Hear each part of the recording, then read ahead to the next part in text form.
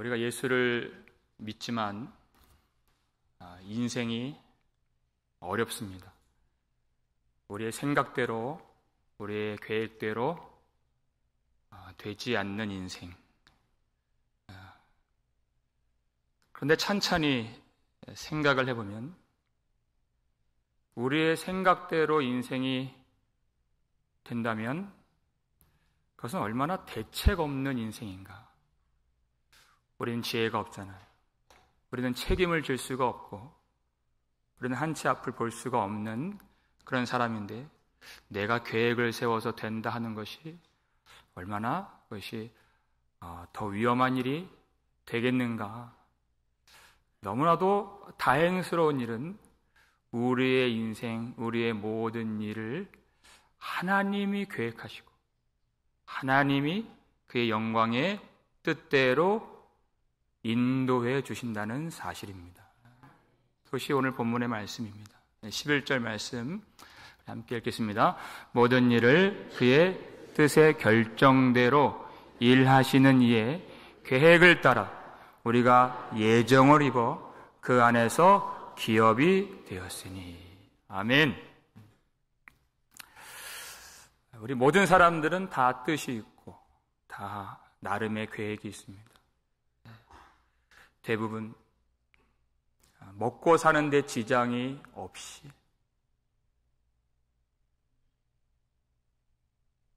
내가 형제들에게, 가족들에게, 친척들에게 책임을 다하고 누구에게 아쉬운 소리 하지 않고 교회 안에서 또 세상 속에서 사람의 도리를 다할 수 있도록 기본적인 조건을 갖추는 그러한 삶을 우리는 다 소원하고 있습니다.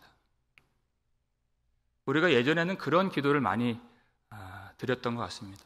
하나님, 우리가 믿는 자들인데 우리 자식이 그래도 대학을 가야 하나님이 영광을 받지 않으시겠습니까? 그래도 우리가 장로 집안인데 하나님이 도와주셔야 사람들이 하나님을 더 믿지 않겠습니까? 하나님이 이런 데 속지 않으신다는 것입니다. 내 자식 대학과 내 영광은 아무 상관이 없다. 너 사람들 앞에 당당하려고 내 이름 걸고 넘어지지 말아라. 하나님이 얼마나 크신 분이신가를 보라는 것입니다. 어떻게 우리 생각 속에, 계획 속에 그분을 담아낼 수 있겠습니까? 그 크신 하나님께서 그 영광의 목적과 계획대로 우리를 인도해 주신다는 사실만이 우리의 소망이 된다는 것입니다. 근데 어려운 것은 그 하나님의 손길이 보이지 않는다는 것입니다. 그것이 우리의 연약함이죠. 모세를 낳을 때 그때 그 시절은 이스라엘 백성들이 아들을 낳으면 다 죽여야 됐습니다. 바로가 그렇게 명령을 했기 때문에. 그러니까 그 어머니가 한운 수 없이 갈대 상자를 만들어서 100일도 안 된 그 아기를 그 상자에 넣고 나일 강물 위에 그 아들을 버립니다. 그 어머니 요게벳의 이름의 뜻은 여호와는 영광스러우시다 라는 이름이에요. 그런데 그 아들을 강물 위에 버리는 그 순간에 하나님의 영광을 찬양하는 그 찬양이 나왔겠습니까? 눈물만 나오지 않았겠습니까? 그가 할 수 있는 것이 아무것도 없습니다. 그냥 자기 딸을 보내서 어디로 흘러가는지, 그러다가 상자가 강물에서 뒤집어져도 건질 수가 없습니다. 그런데 그 갈대 상자를 누가 붙들어 주셨습니까? 하나님이 붙들어 주셔서 누구 앞에 놓았죠? 그 아들들을 죽이라고 명령했던 바로의 딸 앞에 탁 갖다 놓으십니다. 그 딸로 하여금 그것을 건져내게 하셨습니다. 그것이 하나님의 계획이었고 그 계획대로 하나님이 일하셨다는 것입니다. 우리의 생각으로는 그 하나님의 계획과 일하심을 다 담아낼 수가 없습니다. 다만 하나님을 믿어야 되는 것입니다. 그것이 믿음이죠. 모세가 장성했습니다. 그래서 밖에 하루는 나갔는데 애굽 사람 하나가 자기 동족 이스라엘 백성들을 치는 것을 발견했어요. 그래서 어떻게 했습니까? 그 애굽 사람을 쳐 죽이고 모래 속에 감추었습니다. 나중에 스데반 집사의 설교를 보니까 모세가 왜 그렇게 했느냐? 모세는 이미 40살 때 하나님이 자기의 손을 통하여 이스라엘 백성들을 구원하실 줄 알고서 그렇게 했다는 것입니다. 사명감을 가지고 이스라엘 백성들을 구원하려고 그렇게 했다는 것이에요. 그런데 그 다음날 자기 동족 두 사람이 싸움을 하고 있어요. 너는 왜 형제를 치느냐? 모세가 그러니까 그 사람이 뭐라 그래요? 누가 너를 우리의 재판장으로 세웠느냐? 내가 애굽 사람을 쳐 죽인 것처럼 나도 죽이려고 하느냐? 모세는 감춘다고 감췄는데 사람들이 다 알고 있었어요. 중요한 건 이 동족이 이스라엘 사람들이 자기를 받아주질 않습니다. 따라오질 않습니다. 거부하고 거절을 당한 것이에요. 그리고 그 사건으로 바로에게도 쫓기는 신세가 됩니다. 갈 데가 없어요. 이스라엘 백성들에게도 갈 수가 없고 바로의 궁에도 들어갈 수가 없고 하는 수 없이 어디로 갑니까? 미디안 광야밖에 갈 데가 없는 것입니다. 거기서 여러분 얼마나 지냈습니까? 40년. 기약 없는 40년. 이제 동족을 구원하고자 하는 그 열정, 사명감, 이제 그 불 다 꺼졌습니다. 그 앞에 놓인 것은 날마다 양을 길러야 하는 그 일밖에 없는 인생이 됐습니다. 그러다가 예기치 않았던 그날에 호렙산에서 불붙는 떨기나무를 발견하게 되죠. 거기서 모세야, 모세야. 하나님이 그를 부르십니다. 중요한 건 모세가 동족들을 구원하려고 뜨거운 마음을 가졌을 때 부르지 않으셨다는 것입니다. 우리 생각에는 바로의 왕자의 권세가 있으면 더 능력 있는 일을 하겠지? 그건 우리의 생각입니다. 하나님은 그런 사람의 좋은 조건으로 일하지 않으십니다. 오히려 자기의 방법, 자기의 생각, 열정은 있지만 자기에게서 일어났던 그 모든 열정까지 그것을 다 버리기까지 하나님은 기다리시는 분이십니다. 이제야 부르십니다. 이제 가라. 내가 너를 바로에게 보내어 내 백성을 인도하여 내게 하리라. 그러니까 모세가 이제는 뻗팅기죠. 못 가겠다는 것입니다. 40년 전에는 자기가 스스로 구원자 역할을 하려고 했는데 하나님이 가라고 하시니까 내가 누구이기에 바로에게 가며 이스라엘 백성들을 인도하여 내리까. 이제 그 불이 다 식었고 내가 늙었다는 것입니다. 힘이 없다는 것입니다. 이제 와서 무엇 하겠습니까? 하는 것입니다. 그렇게 자기가 아무것도 아닌 존재인 것을 알기까지 하나님이 기다리실 것입니다. 부모도 모세를 버렸죠. 바로도 모세를 버렸습니다. 동족도 민족도 나라도 모세를 버렸습니다. 그러나 하나님은 모세를 버리지 아니하시고 그에게 찾아와 주신 것입니다. 모세의 하루하루, 그 40년간의 하루하루, 아침에 눈을 뜨면 이 양들을 어디로 이끌어서 물을 마시게 할까? 어디 가면 초장이 있을까?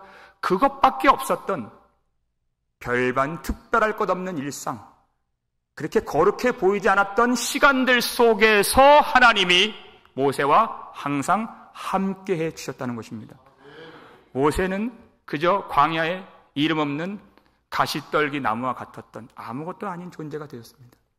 그러나 그 위에 불로 임하신 하나님, 그것이 아무것도 아닌 그 떨기나무 같이 된 것이 모든 일을 자기 영광의 뜻대로 일하시는 하나님의 준비하심이었다는 것입니다. 그리고 하나님의 이름을 가르쳐 주시죠.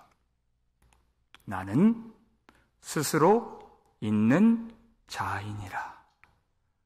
여러분, 정말 엄청난 이름입니다. 나는 스스로 있는 자이니라.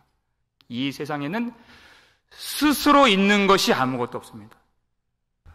자식은 부모에게서 나오고, 열매는 씨에게서 나오고, 비는 구름에서 나오는 것입니다. 모든 것이 다 원인이 있고 이유가 있고 시작이 있습니다. 하나님만이 시작이 없으신, 원인이 없는 가운데 결과를 만들어내시고 구원을 이루어내신 전능하신 하나님의 이름이 여호와라는 것입니다.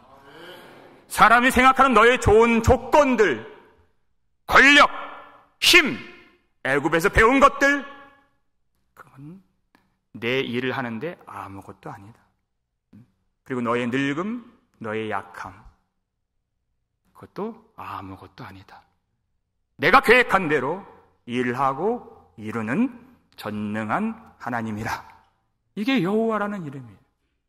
그러니까 우리가 구원을 받는다는 것은 그 구원의 불길이 활활 타오르도록 하는 어떤 이유나 조건이나 자격이 우리에게 전혀 없다는 말이 되는 것입니다. 하나님이 홀로 계획하신 일을 이루시는, 이스라엘 백성들을 택하신 이유는 그들이 잘했기 때문에, 훌륭하기 때문에, 대단하기 때문이 아니라 하나님이 아주 오래전부터 그들을 택하시려고 작정하시고 계획하셨기 때문에 그들을 택하셨다는 것입니다. 그리고 이제는 때가 되어서 하나님의 계획대로 그들을 불러내시기 위하여 모세를 부르신 것입니다. 그걸 누가 맡겠습니까? 바로가 순순히 내어줍니까? 출애굽기 5장 2절 보니까 여호와가 누구이기에 내가 그의 목소리를 듣고 이스라엘 백성들을 내어주겠느냐 그랬어요. 안 보내주겠다는 것입니다. 지나놓고 보니까 바로가 그렇게 한 것이 얼마나 고마운 일인지 몰라요. 바로가 그렇게 했기 때문에 오로지 하나님이 얼마나 위대하신 분이신가, 10가지 재앙과 홍해 사건을 통해서 그것만이 드러나지 않게 되었습니까? 드러난 것이 아닙니까? 그것만이. 그러니까 바로가 완악한 것도 하나님의 계획 안에서 그렇게 하신 것이다. 이렇게 말씀하고 있습니다. 잠언서 16장 4절 말씀 읽겠습니다. 여호와께서 온갖 것을 그 쓰임에 적당하게 지으셨나니 악인도 악한 날에 적당하게 하셨느니라. 아멘. 악인들이 왜 남아 있습니까? 악인들이 왜 이 정도 남아 있습니까? 하나님이 적당하게 그렇게 남겨두신 것입니다. 그들이 그들의 역할을 잘 해줘야 하나님의 영광과 권능이 더 나타날 수 있기 때문에, 바로가 완악했기 때문에 하나님의 영광이 드러나게 된 것 같이 하나님이 적당하게 다 그렇게 계획대로 일하고 계신다는 것입니다. 그러니까 두려워하지 말라는 것입니다. 왜 악한 자가 있고 왜 세상에 이렇게 되었느냐? 하나님이 그 정도로 남겨두셔서 그 속에서, 그 악함 속에 성도들이 어려움을 받고 고난을 받아서 자기를 신뢰하지 말고 오직 죽은 자를 다시 살리시는 하나님을 의지할 수 있도록 오직 하나님의 구원을 이루시기 위하여 그렇게 적당하게 일하고 계신다는 것입니다. 하나님의 뜻이 무엇입니까? 우리를 그 안에서 기업으로 삼으셨으니, 이렇게 되어 있어요. 하나님의 백성으로 삼으셨다. 에베소서 1장 4절 앞부분 보니까 곧 창세 전에 그리스도 안에서 우리를 택하사 우리로 사랑 안에서 그 앞에 거룩하고 흠이 없게 하시려고. 창세 전에 됐습니다. 이 세상이 만들어지기 전에, 사람들이 조성되기 전에 하나님이 이미 예수 그리스도 안에서 우리를 택하여 주시고 그 구원을 예정하여 주셨다는 것입니다. 무슨 말이냐? 인간이 만들어지기 전에, 그러니까 인간이 죄를 범하기도 전에 구원하시기로 작정하셨다는 것입니다. 그러니까 우리의 죄보다 하나님의 계획과 은혜가 훨씬 큰 것이다. 훨씬 더 먼저 있는 것이고 영원한 것이다 하는 것입니다. 이 말은 즉슨 하나님이 우리가 범죄할 것을 알고 계셨다는 것입니다. 그래서 하나님은 자기 아들을 이 땅에 보내실 것과 그 아들이 죽는 것을 계획하셔서 그 아들 안에서 진노 아래 있어야 하는 심판 아래 있는 우리를 구원하시는 그 뜻을 이미 다 계획해 놓으셨다는 것입니다. 그것을 기쁘신 하나님의 뜻이라고 하는 것입니다. 우리 1장 5절 말씀 함께 읽겠습니다. 그 기쁘신 뜻대로 우리를 예정하사 예수 그리스도로 말미암아 자기의 아들들이 되게 하셨으니. 아멘. 어떻게 하나님의 기업이 되고 아들이 됩니까? 그들의 됨됨이가 아닙니다. 그들의 실력이 나타나지 않았을 때, 그들의 믿음이 보여지지 않았을 때, 아직 원수 되었을 때 하나님의 기쁘신 뜻대로 그 아들 안에서, 예수 그리스도 안에서 우리 모두를 하나님의 아들이 되게 하셨다는 것입니다.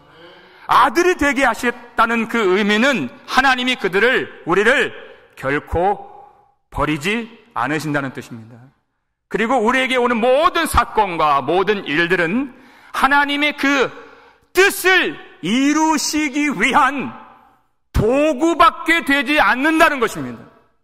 우리가 울고 웃는, 기뻐하고 슬퍼하는, 절망하고 그리고 또 소망하는 모든 일들이 하나님이 영광의 목적대로 이루시는 일로만 사용하시고 우리를 하나님의 품속으로 들어가도록 그렇게 우리를 인도해 주신다는 것입니다. 이것이 아들 되는 것입니다. 하나님의 후사가 된다는 것입니다. 어떤 길로 걷겠습니까? 로마서 8장 17절 말씀 읽겠습니다. 자녀이면 또한 상속자 곧 하나님의 상속자요 그리스도와 함께한 상속자니 우리가 그와 함께 영광을 받기 위하여 고난도 함께 받아야 할 것이니라. 아멘. 우리가 그와 함께 영광을 받기 위하여 이 땅에 살아가는 동안에 우리의 모든 시간 속에서 고난도 함께 받아야 할 것이니라. 이스라엘 백성들의 그 투정과 불평은 어디에 있었습니까? 하나님 어디 계십니까? 우리가 이렇게 고난을 받는데 하나님 왜 가만히 계십니까? 도와주지 않습니까? 였습니다. 너희들이 거꾸로 알고 있다. 하나님 정반대로 말씀하시죠. 너희들이 고난을 받는 것은 내가 너희를 버렸기 때문이 아니라 너희들이 내 자녀가 되었기 때문이다. 사람의 생각과 하나님의 생각이 이렇게 다르다는 것입니다. 하나님의 자녀의 길이 무엇인가? 우리가 다 그 길을 걷고 있는데 하나님의 후사로서 그리스도와 함께 영광을 받기 위하여 반드시 그리스도가 걸으셨던 고난도 받아야 할 것이니라. 욥을 보십시오. 그는 극심한 고난을 받았습니다. 근데 어려운 것은 그가 아무 잘못을 안 했다는 것입니다. 욥기 1장 1절이 그것을 가르쳐주죠. 그는 온전하고 정직하고 하나님을 경외하고 모든 악에서 떠난 자니라. 그것이 3번이나 반복이 됩니다. 그는 아무 잘못이 없다. 그러나 그 큰 고난을 그가 입게 된 것입니다. 그래서 욥이 불평하기 시작하죠. 19장 보니까 하나님이 나를 억울하게 하셨습니다. 얼마나 억울합니까? 욥기 7장 17절, 18절 보니까 욥이 하는 말이 사람이 무엇이기에 주께서 그를 크게 만드사 그에게 마음을 두시고 아침마다 권징하시고 순간마다 연단하시나이까. 아침에 눈을 뜨면 하나님이 나를 치시고 눈만 뜨면 나를 괴롭게 하시고 하나님 왜 나를 놓지 아니하십니까? 제발 나를 놓아 주시옵소서. 내가 지금 당장 죽는 것을 택하리이다. 이렇게 고백을 했습니다. 욥이. 하나님의 뜻을 알고 있지 못하다. 그 말이죠. 하나님을 이해하지 못하고 있었다는 것입니다. 우리와 같이. 욥의 소원과 바램은 우리가 다 그런 것처럼 쉽게 사는 것입니다. 편하게 사는 것입니다. 사람들에게 존경받고 명예롭고 훌륭하게 살아서 하나님께도 인정을 받고 천국에 가는 그것이 우리의 소원입니다. 근데 하나님의 목적은 그것과 비교할 수가 없는 너무나도 큰 우리의 소원으로는 따라잡을 수가 없는 너무나도 영광스러운 그 계획을 갖고서 우리를 이끌고 가시는 것입니다. 욥이 한동안 불평하고 한동안 그렇게 하나님을 보지 못하고 그러다가 어느 날 하나님이 폭풍 가운데에서 욥을 만나 주십니다. 그리고 아주 길게 말씀하시는데 내가 땅의 기초를 가본 적이 있느냐? 하나님이 땅의 기초를 만드시고 바다의 경계를 지으시고 사람이 아무도 없는 광야에도 비를 내려주시고 사람들이 기억하지 않는 까마귀 새끼에게도 먹을 것을 주신다. 그걸 말씀하세요. 욥의 원망은 하나님 어디 계십니까? 였는데 하나님이 지나가시나 보이지 않습니다. 그렇게 말했는데 하나님이 어떤 원인이나 이유가 없이 모든 세계를 만들어주시고 그리고 창조 세계 안에서 하나님이 일하고 계시며 하나님이 그것들을 보호하고 계셨다는 것입니다. 그 뜻은 하나님이 어떠한 분명한 목적이 있으시다는 것입니다. 그 목적은 바로 욥이고 우리이며 교회인 것입니다. 우리를 그저 피조물 중에 하나로만 두시는 것이 아니라 하나님의 아들로 만드시는 하나님의 아들이 누구십니까? 죄 없이 잘못한 것 없이 고난을 받으시고 그리고 영광에 들어가신 그 하나님의 아들의 자리에 우리로 들어갈 수 있도록 하시기 위하여 하나님은 그 목적대로 일하고 계셨다는 것입니다. 십자가를 통하여 영광에 이르기까지 그 백성들을 인도하고 계셨다는 것입니다. 땅의 기초를 세우신 하나님이 우리 인생의 기초는 왜 허물어뜨려 버리십니까?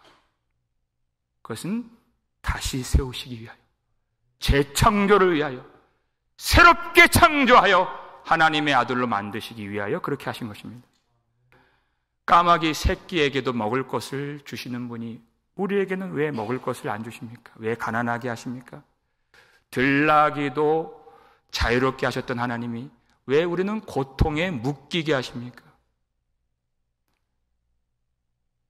이는 내 사랑하는 아들이요 내 기뻐하는 자라 하신 예수 그리스도를 알게 하시기 위하여 그 안에 들어가서 그의 영광을 우리로 누릴 수 있도록 하시기 위하여 그렇게 인도해 주시는 것입니다. 욥이 그 하나님을 비로소 알게 됩니다. 뭐라고 고백합니까? 욥기 42장 2절 말씀 읽겠습니다. 주께서는 못하실 일이 없사오며 무슨 계획이든지 못 이루실 것이 없는 줄 아오니. 아멘. 욥은 신학자였고 모든 사람, 동방에서 가장 훌륭하다고 인정받는 그런 목사 같은, 그런 교수 같은, 그런 학자 같은 하나님을 알고 가르치는 입장의 사람이었습니다. 하나님은 전능하십니다. 수백 번, 수천 번 가르쳐 왔던 그런 훌륭한 사람이었습니다. 그러나 그때 하나님을 아는 것과 지금 경험으로 하나님을 아는 것은 하늘과 땅 차이인 것입니다. 전혀 다른 것이죠. 하나님은 전능하십니다. 그것을 알기까지 하나님이 그를 이끌어주신 그 경험으로, 하나님의 임재로, 삶의 모든 시간 속에서 아는 그 하나님은 전혀 다른 분이 되시는 것입니다. 주께서는 못하실 일이 없사오며 모든 계획이든지 못 이루실 것이 없는 줄 압니다. 모든 일이 다 하나님의 계획 안에 있는 것을 이제는 알았습니다. 모든 나의 상실과 그리고 죽음과 질병과 고통과 사람들의 비난과 오해와 그런 모든 다툼과 눈물과 시름까지도 하나님이 나를 만들어 가시는, 그것을 도구로 삼아 영광의 목적대로 하나님의 구원을 이루시며 나를 통치하시는 여호와이신 줄 내가 알게 되었습니다. 그리고 회개를 하죠. 여러분, 욥의 회개는 잘못해서 회개하는 그런 회개가 아닙니다. 그는 처음부터 잘못이 없는 사람이었습니다. 왜 여러분 회개하라고 그렇게 얘기를 합니까? 그러면 기분이 나빠요. 잘못한 게 없는데 자꾸만 회개를. 그것도 문제지만 욥은 다릅니다. 욥은 달라요. 하나님을 알지 못했던 것을 회개하는 것입니다. 그것이 죄죠. 하나님을 알지 못한, 하나님을 알지 못하면서 맨날 가르치죠. 저 같은 사람들. 하나님을 알지 못하면서 안다고 그렇게 하죠. 우리는 그것을 회개하는 것입니다. 하나님을 안다고 하는데 날마다 두렵고 날마다 불안하고 날마다 낙심이 되는 거예요. 그게 죄 아니겠습니까? 하나님을 아는 것이 아니기 때문에 그렇습니다.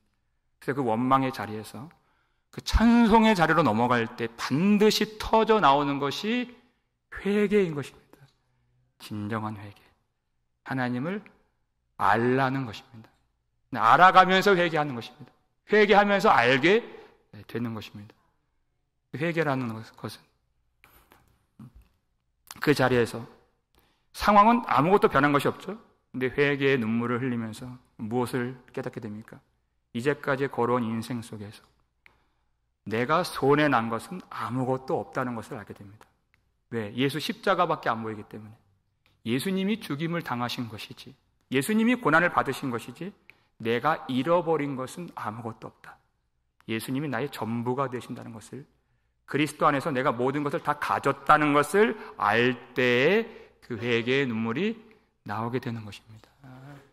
여러분, 하나님의 진노 아래, 심판 아래 있는 우리를 예수 그리스도 안에서 예정하시고 하나님의 아들이 되게 하셨다는데 어떻게 찬양을 하지 않을 수가 있겠습니까? 여러분, 하나님이 오늘의 인생을 살아갈 때 내 계획대로, 내 생각대로 일하지 아니하시고 다 된 일인데도 뒤집어 엎어버리셔서 안 되게 하시는 그 일을 하실 때, 여러분, 그때 하나님이 우리 인생 가운데 깊이 개입하고 계셨음을 기억하시길 바랍니다. 하나님이 들어와서 그렇게 해주신 것입니다. 우리 모든 시간 속에서 나의 계획과는 비교도 안 될 만치 영광스러운 그런 일을 행하시는 하나님께서 지금도, 오늘도, 이 순간도 일하고 계심을 믿으시길 바랍니다. 너무나도 놀라운 것은 그렇게 무지하고 연약하고 범죄하고 두려워하고 하나님을 거역하고 세상 쾌락 더 좋아했던 그런 실패와 그런 패역함과 연약함까지 다 버리지 않으시고 그것까지 합하여서 하나님의 구원을 이루시니 어떻게 우리가 찬송을 드리지 않을 수가 있겠습니까? 하나님이 그것까지도, 왜? 우리가 만들어지기 전에 구원을 작정하셨기 때문에 그것을 통하여 그 약함과 넘어짐까지도 사용해서 하나님이 우리를 하나님의 아들로 만들어 가신다는 것입니다. 우리 인생 모든 웃는 순간, 우는 순간, 모든 일을 통하여서 그 영광의 목적대로 일하시는 하나님의 품에 안겨 모든 것을 다 주님께 의탁하여서 살아계신 하나님만을 의지하고 그 목적대로 능히 일하시고 이루시는 하나님의 영광을 우리도 쉼없이 끊임없이 영원토록 찬송할 수 있게 되기를 주의 이름으로 축원합니다.